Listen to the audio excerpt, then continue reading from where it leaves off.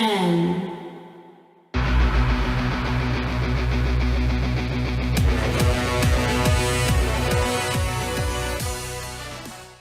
Bonjour à tous, c'est Sully Perfect 10, j'espère que vous allez bien.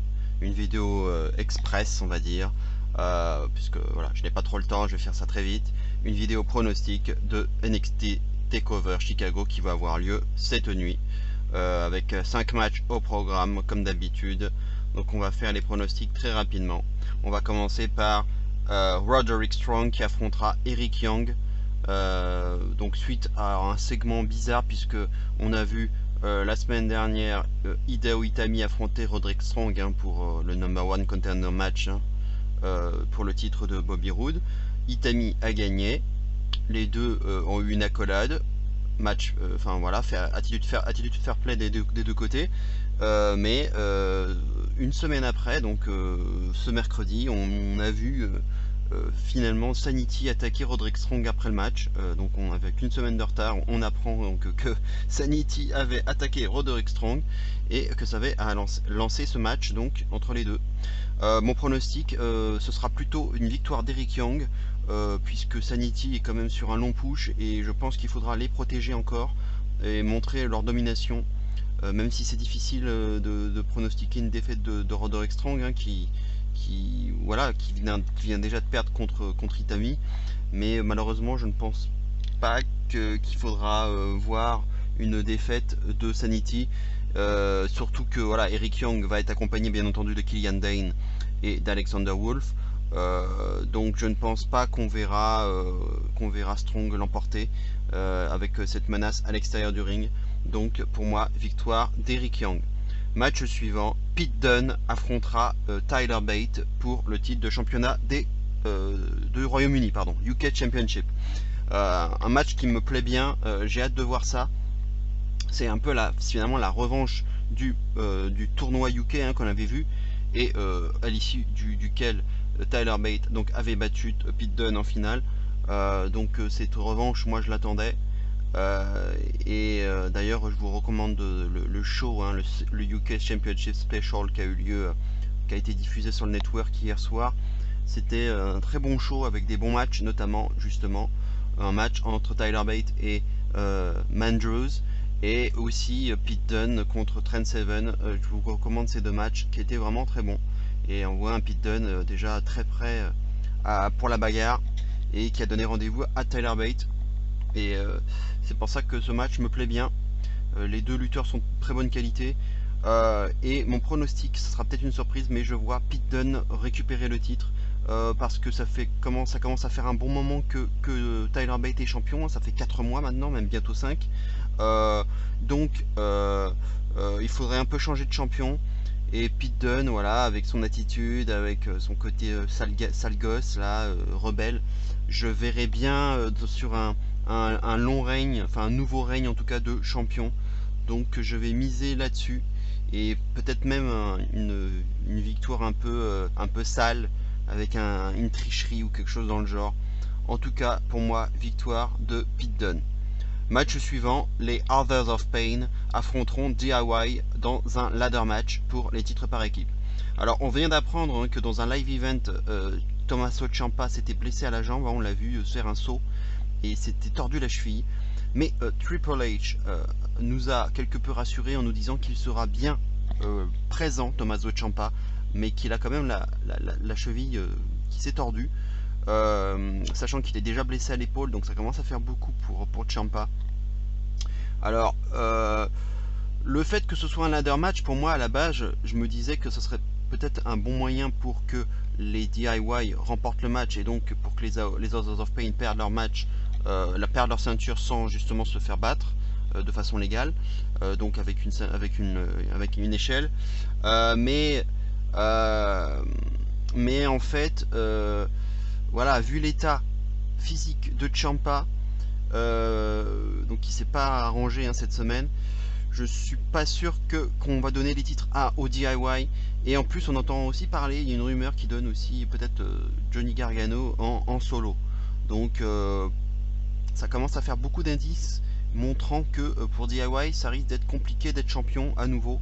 Donc finalement je vais rester sur les Authors of Pain qui vont l'emporter, qui vont conserver leur titre.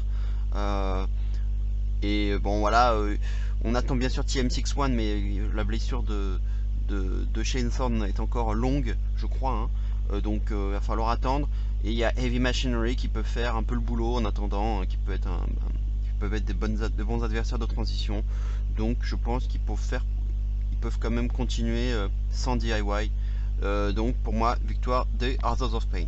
Match suivant, un triple threat match féminin entre Asuka la championne, Nikki Cross et Ruby Riott. Pour moi, alors c'est un peu la même logique que pour les Authors of Pain. Asuka dans un triple threat, forcément ce serait l'occasion pour qu'elle puisse perdre son titre sans se faire battre elle-même, donc ça pourrait la protéger quand même. Mais le fait qu'il n'y ait plus Ember Moon, donc déjà on n'a plus que Cross et Riott qui sont elles-mêmes en feud, assez rude entre les deux, hein. On l'a vu, elles se sont beaucoup battues à l'extérieur du ring ces derniers temps. Elles se sont battues comme des chiffonnières. Donc pour moi c'est quand même la feud qui est installée entre les deux. Donc pour moi ça doit continuer comme ça, mais si Asuka perdait son titre, ça voudrait dire que voilà, que ce qu'on fait avec Cross et Riott, elles s'affronteraient toutes les deux pour le titre, mais Asuka elle aurait son rematch derrière. Du coup la feud entre Cross et Riott elle serait mise entre parenthèses, enfin ça serait compliqué. Donc pour moi Asuka va conserver son titre, et je pense que le destin, on va dire, veut que Asuka perde son titre contre Ember Moon. Il faut que ce soit Ember Moon la future championne, et on le sent, hein, que c'était prévu comme ça. Malheureusement elle s'est blessée à l'épaule, donc mais je pense que c'est que reculer pour mieux sauter, et que Ember Moon battra Asuka peut-être cet été dans un prochain takeover avant SummerSlam possiblement, et à ce moment là peut-être qu'Asuka pourrait passer dans le main roster juste après SummerSlam. Donc on verra ce que ça donne, mais pour moi Asuka va encore rester championne encore un petit peu, juste le temps qu'Ember Moon revienne. Et enfin on passe au main event entre Hideo Itami et Bobby Roode. Alors donc comme je vous disais, Itami s'est adjugé ce match grâce à sa victoire contre Roderick Strong, dans un match qui était plutôt bon d'ailleurs, entre deux lutteurs d'égale valeur, j'ai envie de dire. Voilà, Itami revient de loin, il a été souvent blessé, donc là il revient, il est sur un mini push là. Mais bon, pour moi je le vois plus comme un rival de transition pour Bobby Roode. Je pense que le prochain qui le battra ce sera plutôt Drew McIntyre, donc voir Aleister Black, mais à mon avis ça sera plutôt Drew McIntyre, le temps qu'on le build un petit peu et qui gravisse les échelons petit à petit. Mais pour moi en tout cas, Itami ne gagnera pas, même si on est à Chicago, dans le berceau de CM Punk, le berceau du Go to Sleep. Forcément le public va attendre ce mouvement, enfin ce move, ouais, avec impatience. C'est pas impossible que ce Go to Sleep arrive, mais pour moi Bobby Roode va conserver son titre, et Itami pour moi ne sera qu'un adversaire de transition dans l'affaire. Voilà, et à noter que voilà, on n'a pas vu Drew McIntyre, Cassius Ohno, Aleister Black ou Andrade Cien Almas notamment dans cette carte.